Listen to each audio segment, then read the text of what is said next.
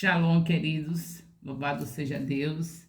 Estamos aqui com mais um capítulo do profeta Ezequiel, capítulo 18. Aplauda o nosso Deus, aplauda bem forte.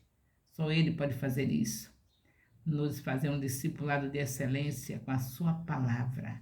Diariamente na nossa casa, 3 capítulos e com nossos discipuladores, uma vez por semana, um capítulo. Que maravilha, só Deus faz isso.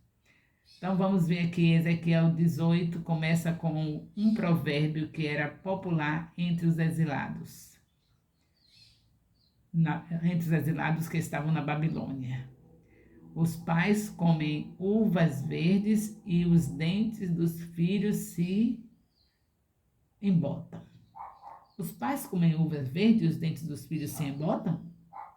Esse era um provérbio usado lá no exílio da Babilônia. Os exilados acreditavam que o juízo que lhes havia acontecido era devido ao pecado de seus antepassados e não deles, e que não havia nada que pudesse fazer sobre isso. Eles falharam em reconhecer sua própria maldade e o papel que haviam desempenhado e em fazer julgamentos sobre si mesmos. Assim, acabaram acusando Deus de ser injusto. Achar que os pais foi que fizeram errado e Deus estava cobrando deles. Então, não se esqueçam. Era esse o provérbio existente no exílio da Babilônia. Os pais comem uvas verdes e os dentes dos filhos se embotam. Era como se tivesse, aí tá vendo, você é Deus. A gente não fez nada errado, quem fez foram os nossos antepassados. Será que tem alguém ainda fazendo isso hoje? Vamos fazer uma revisão, né? Ver nossos conceitos e valores, ver se alguém está dizendo, eu estou assim porque meu pai, eu estou assim por causa da minha mãe, eu estou assim por causa de meu tio, por causa da minha avó. Suas escolhas, são nossas escolhas. Nossas escolhas. Claro que um ambiente onde o pai está no pecado, os pais estão fazendo coisas, um alcoólatra, uma adúltera, é claro que é um ambiente que realmente é pesado, mas você e eu temos direito de escolher. Eu preferi escolher ser diferente do meu pai. O meu pai, eu desde pequena que vi o meu pai namorando. Ele não namorava às escondidas. Ele namorava até com qualquer vizinha que desse ousadia para ele. E aconteceu por várias vezes. E eu via, porque não era coisa... Minha mãe, graças a Deus, não vivia com ciúmes atrás dele para fiscalizar a vida dele. Então, ele já sabia disso, ela estava cuidando dos filhos. Graças a Deus, minha mãe cuidou de mim e meus irmãos bem. Ela renunciou a tudo para cuidar da gente. Inclusive, renunciou ao divórcio, né? Que ela podia ter direito ao divórcio porque era adultério abertamente, não precisava nem procurar alguém para provar, porque ele fazia escancaradamente. Mas eu escolhi ver o valor que Deus me deu. Eu não escolhi ver a desvalorização do meu pai para uma filha, a filha mais velha, não. Eu escolhi ver o valor que meu pai eterno me deu. Então as pessoas preferem ver o valor que o pai está dando, o pai da terra falha. A mãe da terra falha, mas o valor do Pai dos céus nunca falha. Ele sempre nos valoriza, ele nos fez imagem e semelhança dele, então eu tenho que procurar olhar para ele. É isso, mas infelizmente, não é? As pessoas dizem assim. Então não foi somente que os israelitas que falavam isso. Não, esse provérbio existe na boca de muitos de nós. E nós precisamos nos arrepender, viu? Não achar que a sua vida está assim por causa de seu pai e sua mãe. Porque nós temos capacidade com Deus de vencer todas as barreiras. Com Ele nós podemos todas as coisas. Só basta a gente receber Jesus, o Espírito Santo vem para a nossa vida e aí nós vamos lutar com a força do Espírito e vencemos todas aquelas coisas que foram implantadas na nossa mente desde a nossa infância por pais irresponsáveis que fizeram coisas terríveis sem poupar a criança. Mas você pode todas as coisas. Escolha Deus. Se arrependa se você escolheu ver o exemplo do seu pai. Se arrependa. Então, nós vemos aqui, né, o Senhor nos falando como Israel procedia, e você, mais uma vez, aprendendo que não deve proceder do jeito que Israel procedeu. Então, vamos continuar firmados no Senhor. Esse discipulado é nobre. Você já imaginou que diferença a Bíblia aberta? E você estudando toda semana em casa 3 capítulos? É diferente. Não tinha nada de errado as revistinhas, que eram baseadas na Bíblia, os papeizinhos, ministrações escritas pela Bíblia. Mas a fonte é demais. A fonte é Jesus o tempo todo. Cada assunto desse aqui, você não ia ter esses esclarecimentos nas revistinhas disso tudo, não é? É mais lento. Aqui não, cada capítulo direto da fonte, você bebendo água, matando a sede, matando a fome, porque Jesus é a palavra, Jesus é o pão da vida, é o pão vivo que desceu dos céus. Então vamos comer desse pão e beber dessa água que é o nosso Senhor.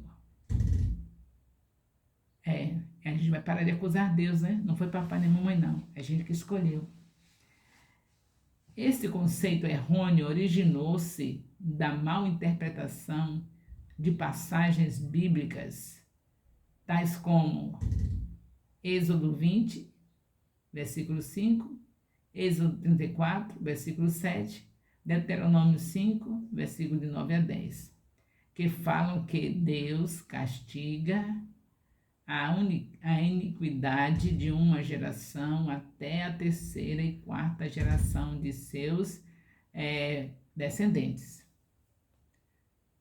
O restante do capítulo refuta esse falso provérbio, demonstrando o princípio bíblico básico que aquele que pecar é que morrerá. Aquele que pecar é que morrerá. Então, aquele que pecar. Embora seja verdade que gerações seguintes muitas vezes sofrem consequências dos pecados da geração passada, a culpa de seus antepassados não é transferível para eles. Sofre consequências. Por exemplo, por meu pai viver assim, morreu numa casa, tinha um bom emprego federal, não era de qualquer maneira que perdeu um emprego como esse, numa posição boa de supervisor na área da eletricidade, que na época era tão importante, e morreu com a casa que não cabia, não tinha nem um quarto para um filho se chegasse para se hospedar. Se chegasse um filho, não tinha um quarto para dormir. Uma casa pequena, que mal dava para ele, sem nenhuma necessidade, porque tudo que tinha na prostituição vai tudo embora. A prostituição é algo terrível. A maioria das pessoas que eu conheço que se prostituíram morreram de maneira miserável, sem precisão. Porque uma mulher estranha, ela puxa até o último centavo do bolso de um homem. A mulher estranha geralmente faz isso. Então, meu pai teve essa dificuldade e deixou a consequência para nós. Já pensou você chegar na casa do seu pai, como eu morava fora, quando casei, fui morar fora da cidade, fui para outra cidade, quando chegava com os netos, ele naquela alegria toda, mas não tinha um lugar para colocar os netos. Era uma amontoada de colchão, de coisa para ajeitar um canto para a gente, tudo desconfortável, como se fosse uma pessoa que não tivesse tido condições de ter uma boa casa com quarto de hóspedes, não só para filhos, mas até quarto de hóspedes, assim, de pessoas que não fossem da família. Ganhava muito bem, mas a vida que levou longe de Deus, ainda bem, ele se arrependeu no fim da vida, viu? Só que a consequência do pecado dele, ele não alcançou, que não deu para recuperar o que ele havia perdido, ainda morreu pobre. E para mim ficar com ele nos últimos dias da vida dele, eu fiquei com meu esposo, meu filho excepcional, dormindo numa sala, porque eu não queria que ele ficasse os últimos dias longe de mim.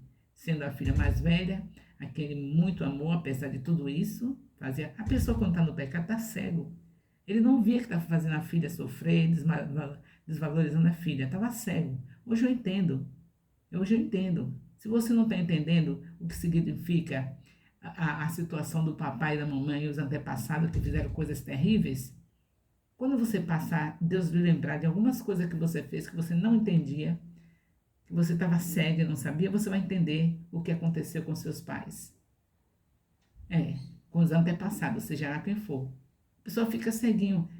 Eu, por exemplo, quando eu deixei meu filho meu filho excepcional, 1 ano na casa daquela família, porque achava que eu estava morrendo, eu nem sabia que doença eu tinha. Quando veio descobrir, já foi muito tempo depois, eu só tinha metade da tireoide. Então eu me julguei com direito de não poder cuidar do meu filho excepcional por causa dessa doença. Mas eu estava cega, ceguinha, porque eu não via o que a palavra de Deus diz. Que o amor de mãe, como está escrito em Isaías 49:15, o amor de mãe é maior, só tem maior do que de mãe o de Deus. Então, o que é que uma mãe faz se estiver numa situação como essa? Se não tivesse sem prestar atenção à palavra. Se não prestar atenção à palavra, faz o que eu fiz. Mas se prestar atenção à palavra, e olha que eu tinha estudado a Bíblia já várias vezes, mas estudar a Bíblia várias vezes e meditar e reconhecer que é Deus falando com você é uma coisa. Você lê só porque você acha bonito. Eu li várias vezes achando bonito. Sempre amei a palavra, mas não amei como deve. Amei no meu pensamento era amor, mas amor mesmo é quando você medita e guarda no coração. Então eu passei por cima dessa palavra que o amor de mãe é maior. Então minha obrigação, se eu tivesse meditado nesse versículo de Isaías 49, versículo 15, eu ia dizer: eu vou continuar com meu filho, vou estar morrendo, nem que seja nas mãos dele ou ele nas minhas mãos, mas eu estarei junto e os outros irmãos juntos, todos juntos, unidos, porque se Deus permitir uma situação dessa, não foi para separação, para estarem juntos um ajudando o outro. Mas eu não pensei nisso. Cega, cega. Então hoje eu sei porque meu pai fez aquelas coisas. Ele estava cego. O diabo cega. Você já viu dizer que Satanás cega o entendimento? Pois ele cega o entendimento daquele que dá uma brecha para ele. É você descuidar da palavra, não meditar na palavra. Se você ler a Bíblia de Gênesis e Apocalipse, todo ano, chegou em Apocalipse, volta. Você acha que vai ficar alguma coisa que você não consiga captar? Você lendo com amor e meditando? Então é isso que Deus mandou fazer. Mandou meditar de dia e de noite. Não é somente ler uma vez no ano sem estar ligado no propósito. Quer saber tudo que Deus está falando com você. Então faltou isso. E agora eu posso entender as pessoas como meus pais, como meu pai, que fez isso. Eu desde criança vendo. Mas com 7 anos eu recebi a Jesus. E aí, claro que já fez diferença. Ele não deu para ter mágoa do meu pai, para ter ódio do meu pai, nada disso. Ao contrário, eu fui para aquela casa pobre, que não tinha nem onde dormir, com meu esposo e meu filho excepcional. Ficamos ali até quando ele faleceu. Então, queridos, tenhamos cuidado com as nossas interpretações. Dizer, foi por causa do meu pai, foi por causa da minha mãe. Claro, as consequências do que ele fez você sofre, mas você não é obrigado a fazer as mesmas coisas que ele fez. E nem dizer que Deus é culpado por você estar passando por aquela situação. Deus é culpado. Me fez meu pai. Eu estou passando por isso. Nada disso. Vamos buscar a palavra de Deus, acreditando que a palavra de Deus, que o mal de muitos é que pega a Bíblia como um livro qualquer. Está lendo só por ler, porque alguém está dizendo, vamos ler? Alguém está orientando para ler, mas não está acreditando que é Deus falando, porque se estiver acreditando, muda toda a história. É Deus falando, aqui é Deus falando. Por muito tempo eu gostei da Bíblia, desde quando conheci a primeira vez, com 7 anos de idade. Tanto gostei que eu aceitei Jesus com a primeira leitura da Bíblia comigo. Capítulo 12 de Êxodo. Mas o diabo vai entrando no meio e trazendo aquela desconfiança. Aí é um livro como outro qualquer, não é assim que aconteceu na sua vida, que você está aí sem estar ligando para a Bíblia? É um livro como outro qualquer. Ah, foi escrito porque queriam contar uma história e foram contando a história, mas não tem nada a ver. E isso você vai se desligando do foco, que é amar de verdade a palavra de Deus, porque a palavra de Deus é Jesus. E só tem resultados como o meu. É um resultado de quem fica lendo, mas assim, é Deus mesmo. Faz como aconteceu comigo. Amando e sendo atrapalhada no meu amor, porque faz dar ouvido às pessoas. Não é bem assim, não tem que ler, não. De nada, isso aí foi escrito por homem.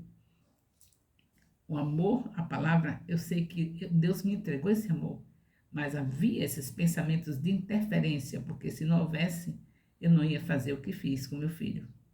Interferência, descuido de observar cada palavra que você lê, capítulo por capítulo, para ficar ali, ó, no coração armazenado. E o Espírito Santo vai lembrando a cada momento que você tem necessidade.